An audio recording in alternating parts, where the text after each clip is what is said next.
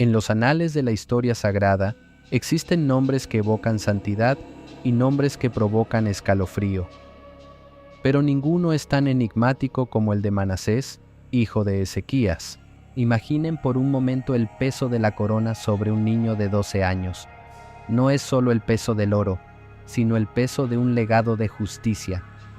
Su padre, el rey Ezequías, había sido el faro de esperanza para Judá, un hombre que derribó ídolos y restauró el culto al único Dios vivo. Sin embargo, la Biblia nos enfrenta a una realidad cruda y aterradora. La gracia no corre por las venas, y la fe no es una herencia genética. Manasés no solo olvidó las enseñanzas de su padre, sino que emprendió una cruzada personal para borrar el nombre de Jehová de la faz de la tierra. ¿Cómo puede un corazón humano, formado bajo la sombra del templo, volverse tan oscuro? Hoy no solo narramos la vida de un rey, exploramos la anatomía de la rebelión humana y los límites, si es que existen, de la paciencia de Dios. Prepárense para descender a los siglos más oscuros de Jerusalén, donde la sangre inocente corrió como agua y el silencio de Dios se volvió un juicio inminente. Para entender la magnitud de la caída de Manasés, debemos mirar lo que él destruyó. Según el segundo libro de los Reyes, capítulo 21, Manasés volvió a edificar los lugares altos que Ezequías su padre había derribado. No fue un error de juventud, fue una demolición sistemática de la reforma espiritual. Visualicen el templo de Salomón, el lugar donde la Shequina, la gloria de Dios, habitaba entre su pueblo.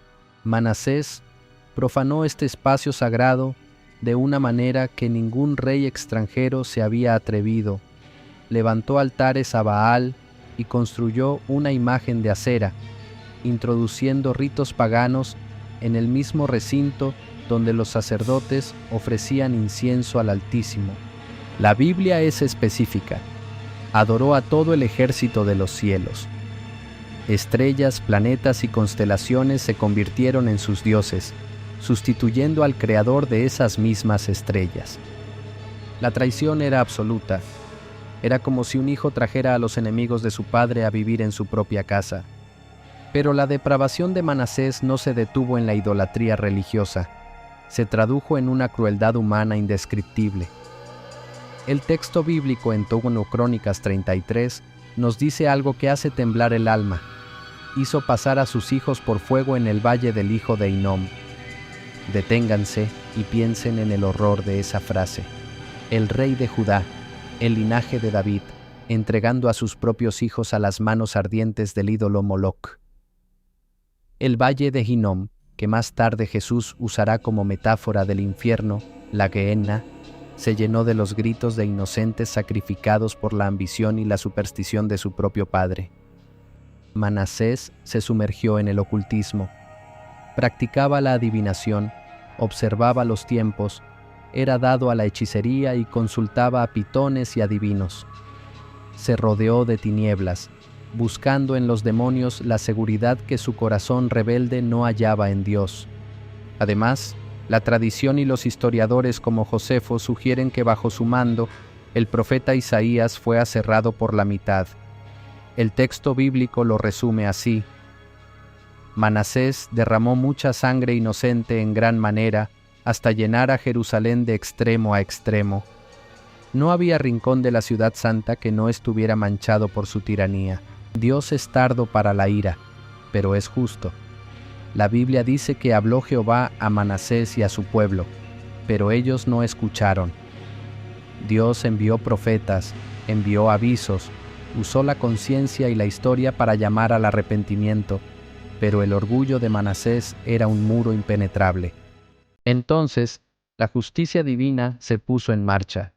No fue un accidente geopolítico, fue la mano del Señor la que trajo a los capitanes del ejército del rey de Asiria. Imaginen el asedio, la caída de la arrogancia. Los asirios eran conocidos por su crueldad extrema.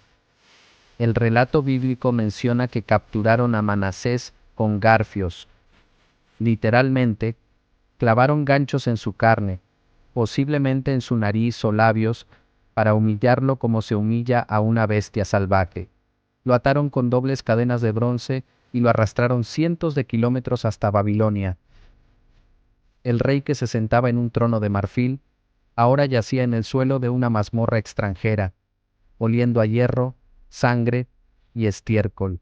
En la oscuridad de Babilonia,